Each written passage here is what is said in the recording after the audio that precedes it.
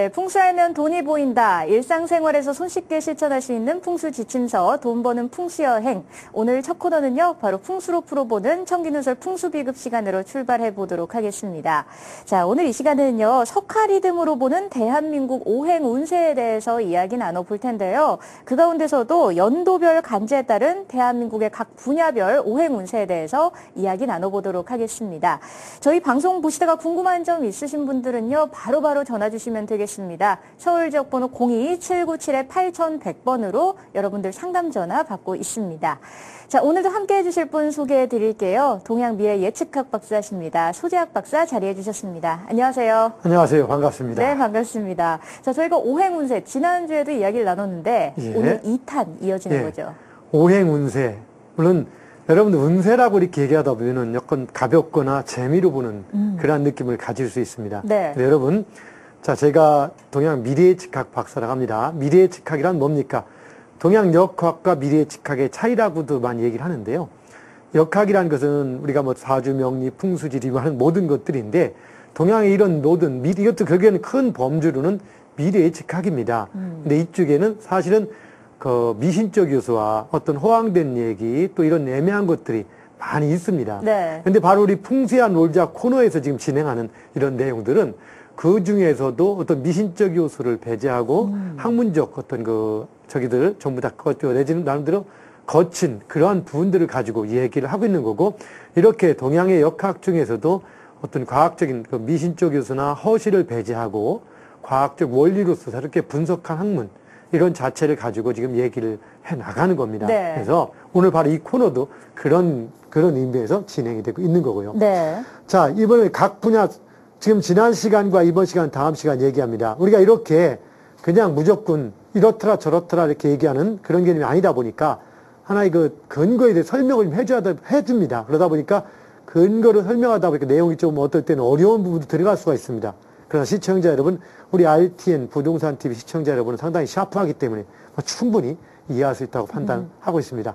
그런데 잠깐만, 그래도 매일 그냥 그 지난 시간도 이번 시간도 다음 시간도 연도별 오행 운세라고 얘기하면서 정작 연도별로 운세는 얘기하지 않고 그냥 원리만 설명하면 좀 갑갑할 수 있으니까, 그렇죠. 먼저 한번 잠깐 화면 한번 봅시다. 먼저 한번 제가 조금 얘기를 해드릴게요. 네.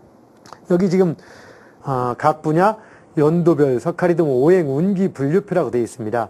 그래서 오행인데, 오행은 뭐 아다시피 목, 화, 토, 금수입니다. 오늘은 제가 화, 토, 금수 네 가지만 이렇게 한번 여기다 나열을 해봤습니다. 대략 간략하게. 그리고 뭐냐, 대략 2013년, 올해 13년, 14년, 15년, 16년, 17년, 18년, 19년, 20년. 이건 왜 이렇게 두 개를 묶어놨느냐? 네. 우리가 오행으로 하다 보니까, 오행으로 따질 때 오행에는 음양이라고 있죠? 들어봤죠? 네네. 음양이라는 게 있고 오행이라는 게 있습니다. 음양은 강한 것, 약한 것, 남자, 여자 이렇게도 얘기하지만, 음양이란 이런 것입니다. 하나의 사물을 설명하거나 하나를 얘기할 때, 예를 들어 사람을 설명한다. 어떤 사람을 얘기할 때 그 사람의 드러나는 모습과 드러나지 않는 내면의 모습, 네네. 이것이 음양일 수도 있는 거예요. 그리고 누군가를 얘기할 때 그 사람 외형과 정신, 그러면 잘 볼 때 여기서 외형은 보이는 모습이잖아요. 그렇죠. 근데 이 외형과 외형이 있고 정신이 있습니다. 우리 박상인 아나운서에 외형이 있고 정신이 있는데, 네. 마음의 정신, 요 정신이 잠시 다른 사람 몸에 잠깐 들어가 있다. 박상인에서는 다른 사람의 정신이 들어가 있다. 네. 그럼 이 모습, 이게 박상인 아나운서 맞습니까? 아니면 아닙니까? 내면적인 거 아닌 거죠. 그렇죠. 애매한 건 상태죠. 네. 잘 볼 때 그럼 우리의 육체가 있지만 육체를 주관하는 게 육체입니까? 아니면 정신입니까? 우리가 정신이라고 표현할 수 있겠죠. 그렇죠. 정신, 마음, 영혼 여러 가지 얘기하지만 네네. 이 보이진 않습니다. 이제 그것에 의해서 끌려가면 이게 주체가 됩니다. 그것에 의해서 끌려가지만 그건 보이지 않아요. 그렇죠. 보이는 건 육체입니다. 이렇게 두 가지가 있습니다. 이걸 음양이라고 볼 수가 있는데, 예를 들어서 목 하면은 우리 갑을 이렇게 얘기합니다. 네. 그럼 갑은 목이 시작되기 위한 기운, 을은 그것이 나타나는 기운에서 이 갑과 을 두 가지가 목에 해당이 되는 겁니다. 예를 들어서 오늘 뭐 이런 방송을 얘기한다 할 때 이 방송이 여러분에게 보여지는 모습이 있지만 보여지기 이전의 모습이 있습니다. 이전에 준비한 것이 양이라면은 그 양에 의해서 결과로 나타나는 것이 음인 겁니다. 네. 어떤 사람이 수업을 합니다. 10시부터. 10시부터 수업할 때 우리는 수업하는 모습만 생각하지만 집에서 출발해서 오는 시간 9시에 출발하는 사람도 있고 8시 출발하는 사람이 있듯이 그렇게 출발해서 오는 모습 과연 그것은 그 수업의 일환일까 아닐까? 그 수업의 일부분일 수도 있는 겁니다. 네네. 어찌 보면 아니기도 하지만 그게 있기 때문에 수업을 진행할 수 있듯이 오는 모습이 양이고 드러나는 게 음입니다. 아하. 그런 추세에 의해서 지금 자 화면을 한번 다시 본다라면은 그런 것들 때문에 두 개의 연도를 이렇게 하나로 따졌습니다. 근데 여기 보시면은 이제 나중에 좀 배웠지만 개사 갑오 개와 갑입니다. 개는 수고 갑은 목인데 이걸 화라고 표현합니다. 이거는 조금 다른 의미가 또 들어갑니다. 근데 어쨌든 자 이렇게 칠 때 개사년과 갑오년 이 두 해가 보통 화의 기운이 시작되는 시기와 화의 기운이 강한 시기 뭐 이렇게 얘기를 합니다. 그럼 오행에서 화가 강하면은 오행은 상생상계의 원리라는 게 있습니다. 화가 강하면 화하고 반대되는 수라고 하죠. 네네. 수는 강할까 약할까? 수가 약할 것 약하죠. 같아요. 예, 그래서 가시 보면은 2013년, 14년 뿐이 아니라 2003년, 4년, 93년, 94년 항상 이럴 수면들로요. 때는 수가 약하고 화가 강합니다. 그럼 어떤 일이 벌어지냐?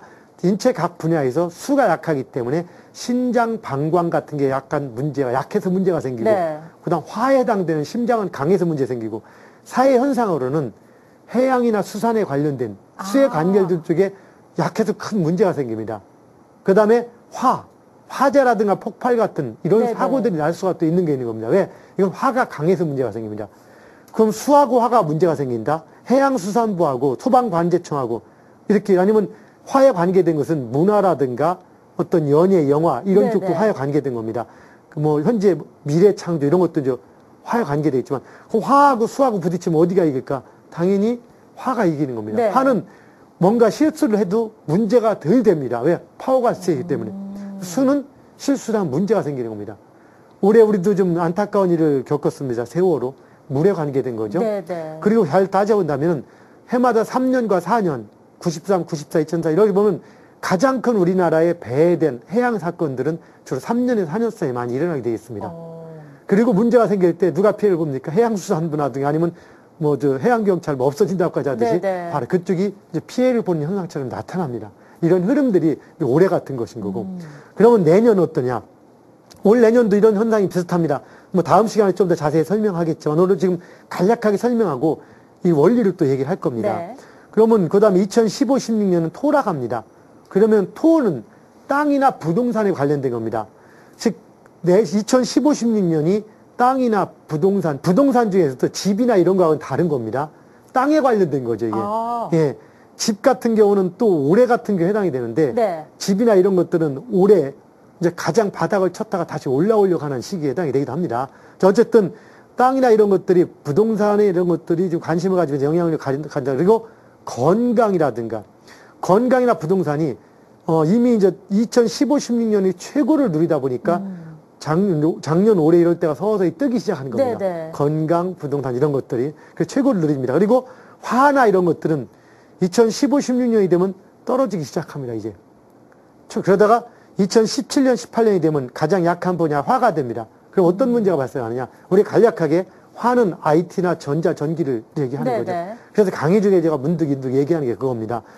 전자나 전기 혹은 영화 혹은 드라마, 방송 같은 것도 마찬가지입니다. 이미 2013년, 14년이 최고를 누리는 겁니다. 그리고 15년, 16년에 최고에서 이미 최고를 지나치면서 내면적으로 문제가 생기고 극성하다 보니까 문제가 생기는 겁니다.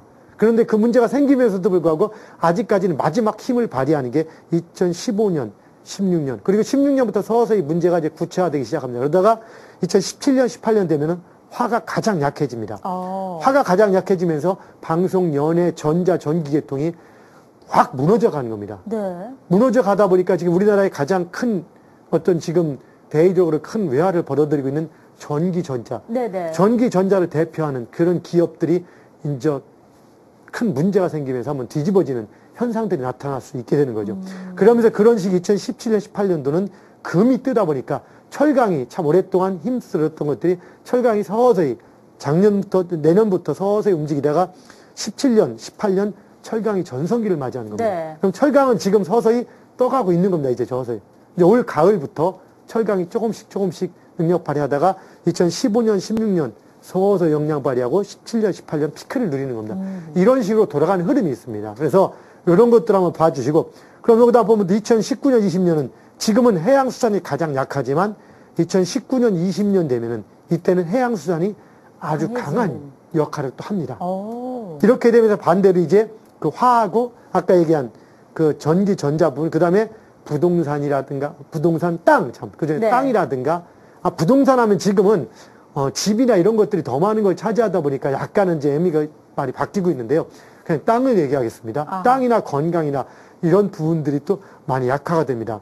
이것들을 보면 라이프 사이클이라고도 하고 하나의 주기라고도 합니다. 이 흐름이 크게는 120년이나 60년을 주기로 흘러간 흐름이 있습니다. 근데 우리가 110년이나 60년 주기도 큰 흐름에서 중요합니다. 그런데 우선 우리 일상생활에서 느끼는 것은 10년 주기가 상당히 그 활용도도 높고 정확하게 적용을 네. 합니다. 이 10년 주기가 바로 석가리즘이죠. 그건 뭡니까? 10년 주기를 반복된다는 단순한 얘기가 아니라 반복이 되는데 그것이 봄, 여름, 가을, 겨울처럼 그 시기가 나누어서 그 시기대로 순서대로 온다는 겁니다. 이걸 잘 활용한다면 상당히 도움이 됩니다. 근데 이렇게 하다 보면 그렇습니다. 그러면은 반복만 되느냐? 예, 이렇게 얘기합니다. 해마다 봄이 되면 꽃이 피니까 그럼 반복만 되지 않냐? 네네. 라고 논할 수 있습니다. 자, 누가 뭐 그런 얘기를 한다고 하면 제가 여기서 했는지 안 했는지를 모르겠지만 그럽니다. 작년에 갔던 제비는 올해 다시 오는데 한번 간 내 님은 네. 다시 돌아오지 않느나 영원히 이렇게 얘기하면서 한탄하는 시를 많이 기록합니다. 그래서 제가 이거에 대한 모순을 얘기한 적이 있는데 기억하실지 모르겠습니다. 자, 작년에 갔던 제비는 돌아오고 작년에 졌던 꽃은 다시 핀다 봄이 되면. 네. 그런데 한 번 간 내님은 다시 옵니까? 대부분 안 옵니다. 안 오죠. 그래서 안타까웁니다. 네. 여기는 상당히 큰 모순이 있습니다. 이게 동양 역학도 이런 걸로 인한 모순들을 많이 갖고 있는데요. 삶 속에 있는 모순 중에 하나죠. 잘 봅시다. 비교가 잘못된 거예요. 잘 봅시다. 작년에 갔던 내님은 대부분 안 옵니다. 근데 님이 안 오지만 그 사람이 평생 그 님만 못 잊고 사는 게 아니라 다른 님이 또 오죠? 네. 좀 다른 님이 오는 겁니다. 근데 잘 봅시다. 작년에 갔던 제비가 다시 왔다 했지만 죄송하지만 봄이 되면 제비가 오는데 작년에 갔던 내가 봤던 그 제비가 오는 건 아닙니다. 그렇죠. 그냥 제비 무리 군이 오는 거죠. 그리고 작년에 졌던 꽃은 올해 다시 피지 않아요. 새로운 꽃이 피는 거죠. 근데 꽃이나 제비를 비교할 때는 그 군으로 비교를 하고 사람을 비교할 때는 특정한 사람 비교합니다. 그렇네요. 이렇게 바로 모순이 되는 겁니다. 이러다 보니까 우리는 이렇게 이것을 좀 약간 시로서로 멋있게 표현할 수 있지만 논리적인 학문이라 어떤 구체적인 틀을 잡을 때는 좀 많이 좀 애매한 부분이 많습니다. 이렇듯이 이 석가리즘 역시 마찬가지입니다. 반복되는 흐름의 패턴이 있다는 것이지 똑같은 일이 반복되는 것은 아닌 겁니다. 예를 들어서 제가 올해가 이제 14년도 이제 벌써 중반 넘어갔습니다. 네네. 2014년, 그 다음에 15년. 그러면 14년, 15년으로부터 내가 2005년과 2006년에 일어났던 똑같은 그 일이 반복되는 것이 아니라 그때 일어났었던 어떤 패턴의 흐름들이 반복이 되진다는 겁니다. 오늘은 이제 무슨 얘기를 할 거냐. 그러면 이런 것들을 지금 대략 얘기를 해봤는데, 그럼 이런 것들이 어째서 이렇게 일어난지에 대해서 조금 원인을 설명하고, 오행에 대해서 오행 시간에 다시 한번 얘기를 하겠지만, 오늘도 오행 목화토금수가 의미하는 게 뭔지를 여러분들이 좀 알아야지, 네네. 왜 해양이 어떻고 수산이 어떻고 얘기를 합니다. 단지 우리가 얘기할 때 목은 나무다. 들어보셨죠, 여러분들? 맞아요. 화는 불이다. 활활 타오른다. 토는 흙이다. 금은 쇠다. 돈이다. 수는 물이다. 이건 누구나 다 압니다. 그래서 세상은 이렇게 오행으로 이루어졌다고 얘기를 합니다. 맞습니다. 세상은 뭐 오행이라고 합니다. 그리고 음양 오행이라고 해요. 근데 세상이 진짜 물, 불, 나무, 흙, 쇠 5가지로만 이루어진 것은 아닙니다. 네. 그 이상도 있습니다. 근데 우리는 일단 오행으로 얘기를 하죠. 그럼 이것들이 왜 그렇게 얘기하고 또 왜 나무를 목이라고 얘기하고 뭐 이렇게 하는지 이런 것들을 조금은 알아보고 그 다음에 해필 요 특성을 알아봐야지 우리가 설명을 하면서 올해가 무슨 해인데 어떤 것 때문에 그렇다라고 이해를 할 수가 있습니다. 그리고 여러분들 신문이나 텔레비 보면 가보년을 딱 보면서 청마의 해가 어떻고 맞아요. 그렇죠? 그 다음에 청마가 어떻고 청이 또 의미하는 게 뭡니까? 나무가 어떻고 나무와 불이 있다 이런 얘기를 많이 하는데 그런 것들을 좀 알 필요가 있을 것 같습니다. 화면 이쪽엔 칠판을 좀 보면서 이 얘기를 좀 해나가도록 하죠. 네. 잘 보이는지는 모르겠습니다. 잠깐 제가 아까 써놓긴 했는데요. 자, 오행은 우리가 잠깐 제가 한문을 한번 좀 써볼게요. 못 쓰는 글이긴 하지만. 자.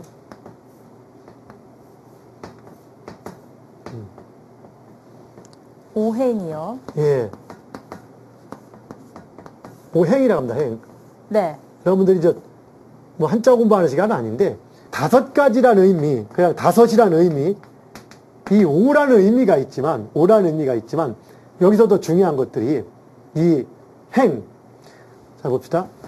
우리는 5행할 때 이 5가 강조되다 보니까 항상 그렇습니다. 5개는 무조건 5행이다. 뭐든지 5개는.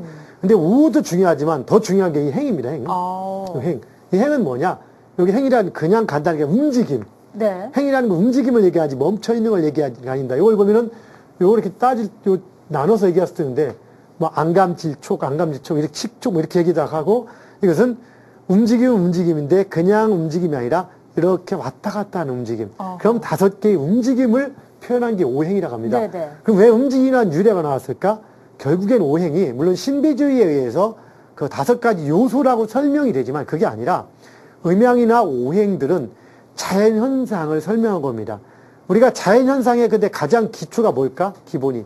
자연현상의 가장 기본은 바로 옛날부터 해가 뜨거지는 거에 의한, 뜨거지는 모습에 의한 그러한 그 현상들을 그렇죠. 얘기하는 겁니다.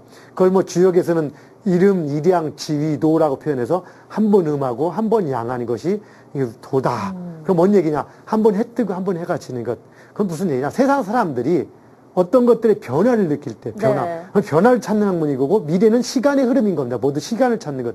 시간과 변화를 논할 때, 우리 변화라는 것은 시간하고 밀접한 겁니다. 즉, 시간이 움직이지 않는다면, 즉, 동과 정할 때 움직이는 것은 바로 여기서 이렇게 움직일 때 이 시간에 의해서 움직임이 네네. 표현이 되는 겁니다. 그럼 우리가 볼 때 예전부터 지금까지 가장 크게 느껴지는 시간의 흐름이 뭘까요? 하루인 겁니다, 하루. 1시간, 2시간도 아니고 하루. 그렇죠. 해가 뜨는 변화. 그 해가 뜨는 변화를 해가 뜨는 2가지로만 표현한 것은 음양.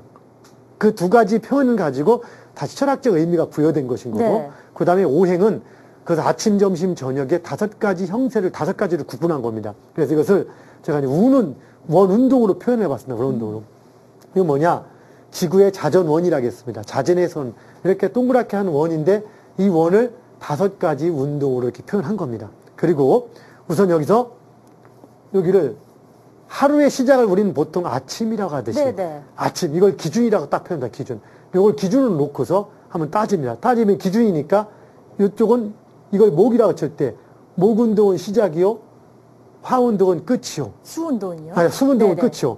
이렇게 가고 목이 화를 가고 화가 토를 가고 토가 금을 가고 금이 수를 간다라고 네. 이렇게 얘기를 했습니다. 그래서 잠깐 봅시다. 그럼 여기서 이 목 운동에서 이걸 다시 한번 표현하면은 이렇게 표현할 때 이걸 기준으로 한번 이렇게 표현해 볼게요. 여기가 운동의 시작인데 네네. 목은 처음에 시작이에요. 쫙 뻗어가는 것. 그 다음 2번째 또 갑니다. 그 다음에 요 토 운동을 딱 보면 토는 운동이 이 처음에 운동하고 볼 때 운동이 좀 방향이 바뀌는 과정인 겁니다.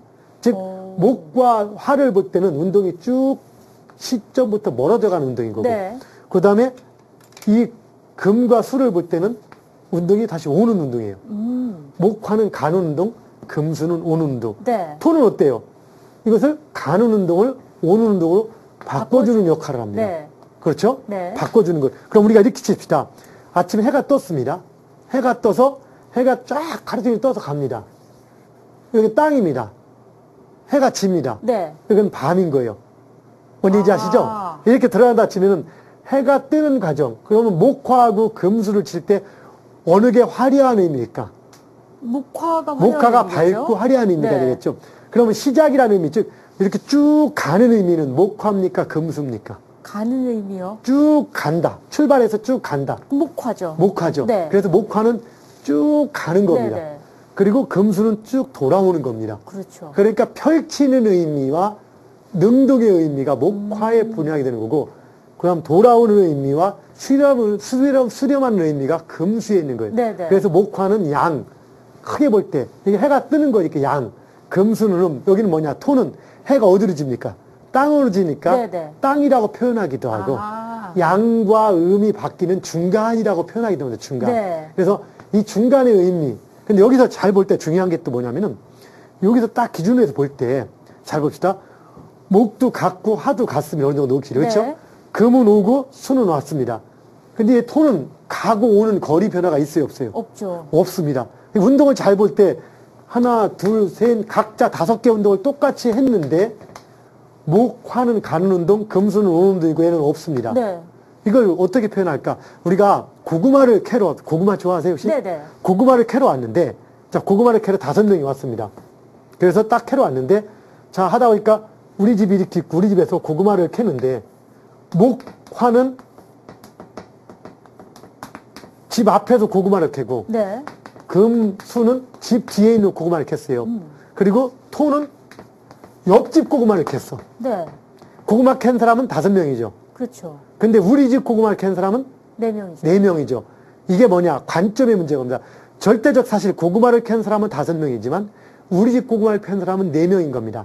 바로 상대적 관점. 네네. 그러니까 오행을 아무 기준이 없이 볼 때는 목, 화, 토, 금, 5개 운동이 있지만 이 기준에서 어떤 기준을 가지고 볼 때는 멀어지고 가까워지는 기준만 본다면 목, 화는 멀어지는 운동이요. 금수는 가까워지는 운동이 있는데 토는 뭔가 있긴 있는데 그런 운동이 없습니다. 그냥 변화시키는 운동. 그래서 네. 이 토는 예외가 됩니다.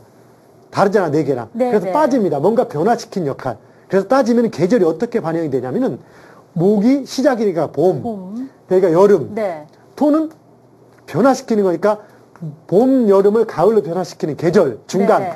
아니면은 봄, 여름 사이, 여름, 가을 사이에서 중간이라고 하는 거고 이게 가을, 그다음에 겨울. 이렇게 표현이 되는 겁니다. 그래서 목이 봄이요, 화가 여름이요, 가을. 근데 여기서 태양이 여기에 있잖아요, 해가. 네. 그러다 보니까 목과 화 중에서 어느 게 더 태양을 많이 받았을까? 목은 시작이요? 화죠. 화죠. 그래서 화는 네. 태양을 많이 받으니까 붉은 색깔, 아. 뜨거운 색깔. 뭔 얘기인지 아시겠죠? 네네. 바로 이런 의미를 가지고 이렇게 오행을 나누는 겁니다. 자, 오늘 몇 가지 간략하게 얘기를 해봤는데요. 갑자기 오행 공부하니까 재미있습니까? 조금 좀 어렵기도 합니까? 네. 시청자 여러분 보시면은 이 오행의 개념들은 이렇게 좀 설명이 되는데 이걸 설명하는 이유가 뭐냐? 이런 이유들 여러분들이 지금 제가 설명한 것들은 여러분 사주를 강의하시는 분조차 네가 아시는 분이 많지가 않아요. 그래서 여러분 사주 강의 많이 봐도 음양오행은 그냥 이렇게 이렇더라고 대략 설명하지 원리를 정확히 하지 못한 분이 많습니다. 근데 아닌데 이걸 정확히 할 때 여러분들이 잘못된 이런 것들 속설에 속거나 이렇게 당하지 않고 정확히 이해할 수 있는 겁니다. 네. 이걸 정확히 알면 여러분들도 미래의 즉학자가 될 수가 있습니다.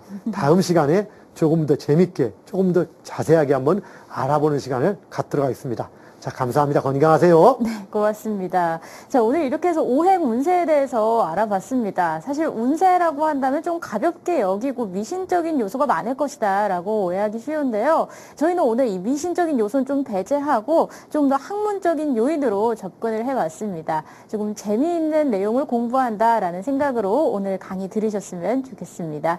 자, 오늘도 좋은 말씀 들려주신 소재학 박사님 수고하셨습니다. 고맙습니다. 네, 감사합니다. 네, 이렇게 해서요, 석화 리듬으로 보는 오행 운세에 대해서 이야기 나눠봤습니다.